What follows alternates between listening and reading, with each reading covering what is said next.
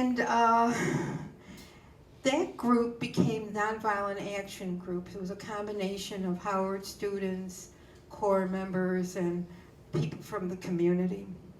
And we had some, we picketed People's Drugstore in DC, and then we went into Northern Virginia and had a sit-in in Northern Virginia, which was very successful.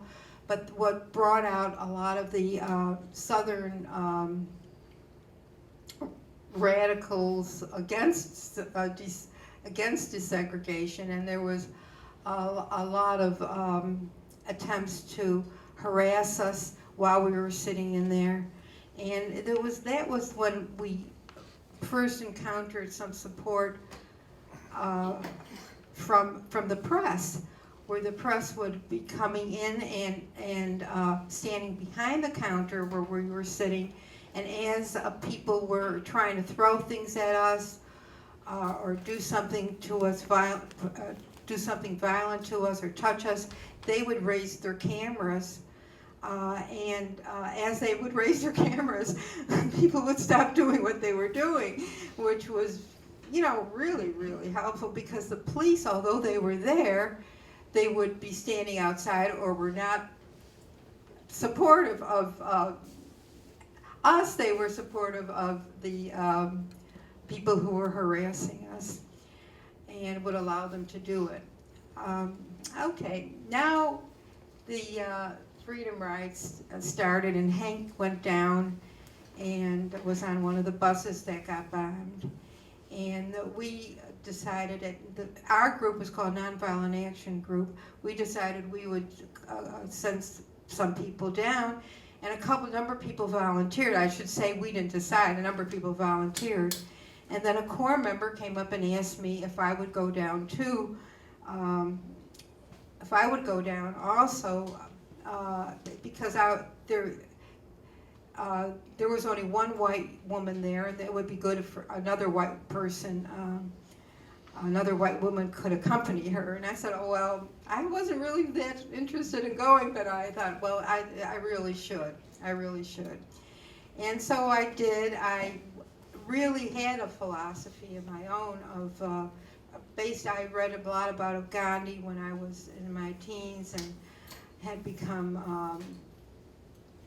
I would say, radicalized at that period when I learned about how people supported wars because for economic reasons and so on and so forth, and the fact that what happened to Jewish people during this in the Holocaust, and what was happening in the world at that time. And I also was a socialist, and of the Norman Thomas Debs variety, which I did not know Del was until she mentioned it earlier. Okay, so I was going down. We were the second. We also we also went in by train to Jackson. At that time, as Del mentioned, the buses were being bombed, and CORE decided that it was too dangerous to continue. Diane Nash and a group from Nashville tried again to continue, and it just did not work out. People were being continued to be harassed, and John Lewis was one of the people who was bloodied by Southern rowdies, and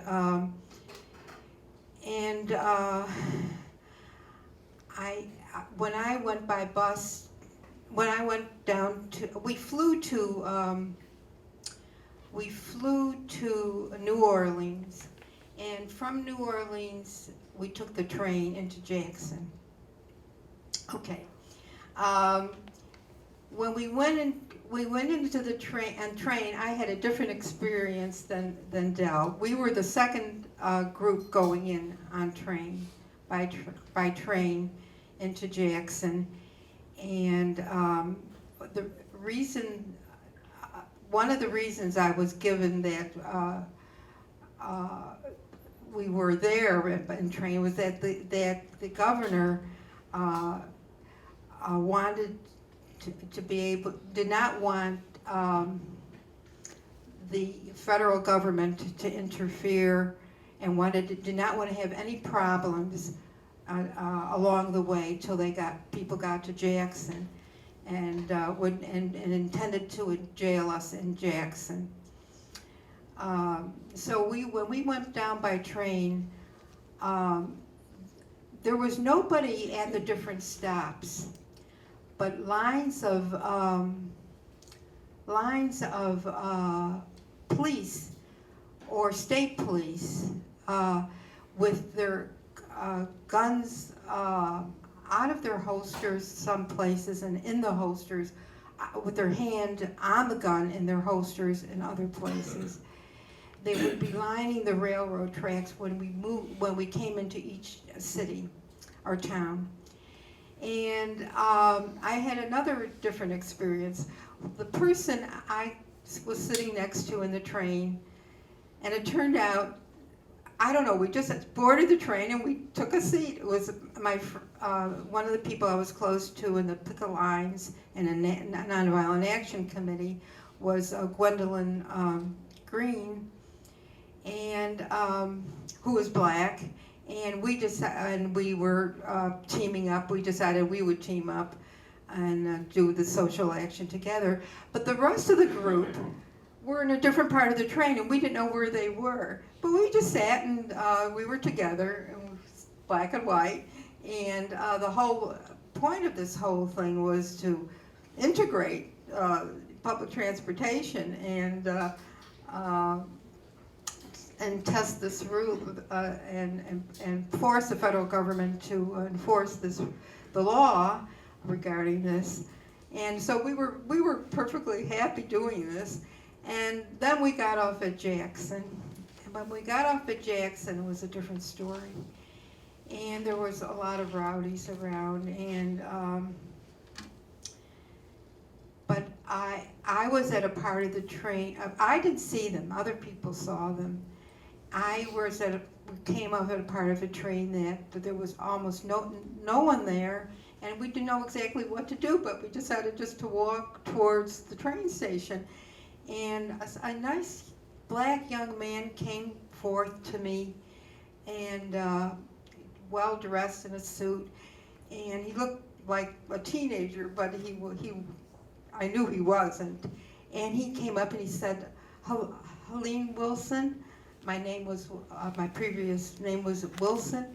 I'm John Lewis from CORE.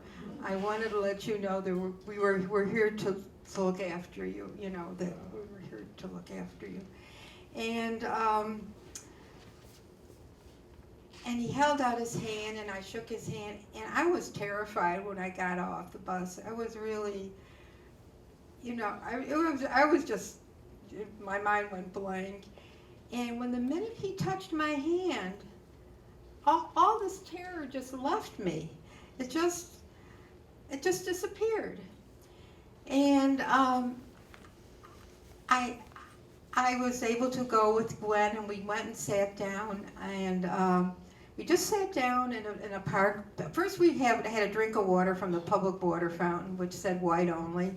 And then we sat down at a park bench, and there was nobody around. We were just alone there, sitting and enjoying it ourselves at that point. And then all of a sudden a policeman came up and arrested us for disturbing the peace.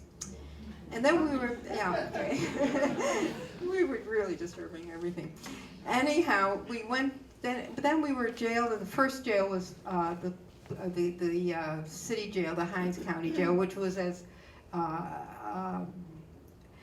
Doe described, just for about 4 people. Then we were there just maybe 1 or 2 nights, and they put people in there that supposedly were, they told us later, because after a woman who was in distress of some sort for not part of the Freedom Ride Action. She just, they were having some problems with the police, her and her husband, and later told us that they had asked her to try to seek out, get us to admit that we were communists and that we were being paid to do this, two things. And but otherwise, we were not harassed at all in the Hinds County Jail in any way. And then we were moved to the city jail. In the county jail, we were put in a larger room. Maybe it might have been for 8 people, and there was eventually, I don't know, maybe 30 people there, and there was a lot of people there. Eventually, at some point, just at the point where we were trying to figure out maybe we're going to have to take turns sleeping, we were sent to Parchment because they couldn't get any more people in that room. I think whatever. Anyhow, in Parchment, in the county jail, it was much as Del described. I do remember them allowing people to come in and just look at us. And sometimes they were very ugly men. Am I going too long? I don't know. Okay. Yeah. But I'll just summarize that our experience in Parchment. In my mind, I was brought up with the problem of the Holocaust. And I was very little at the time, and everything sounded very, very horrific to me. It was what was happening to Jewish people at the time. And somehow, when I was in Parchment, there were so many things that happened that brought up the feelings of what our people suffered in the Holocaust. For instance, they would turn off the water in the cells, and the toilets would get stopped up, and the smell would be terrible. And I thought of what our people suffered in those boxcars without toilets, and the showers. We had a strip to do the showers, and what people and there were windows way up high where people could look in, and it just, again, a reminiscent of what our people suffered. And just looking out, there was a hallway, a walkway in front of each cell. It was death row, but beyond that, there were big windows, and you could see the watchtower. And so many, some of the movies we saw, I think the concentration camps were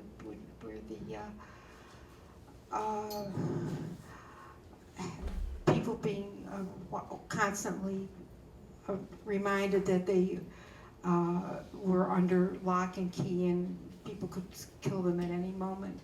And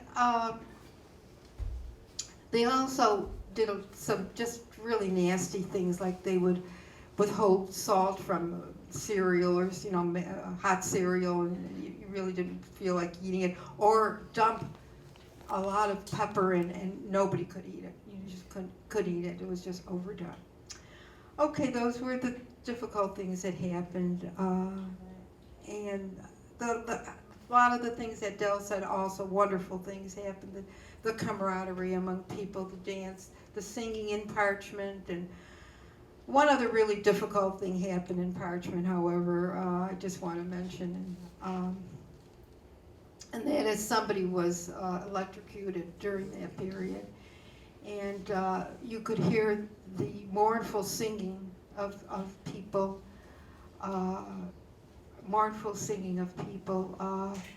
who knew their inmate was going to be, killed. And when we heard that singing, we all realized, there was this moment of realization. First, we sang along with them in a sort of happy way, but we all realized what was really happening, and we realized it could happen to anybody, the murder.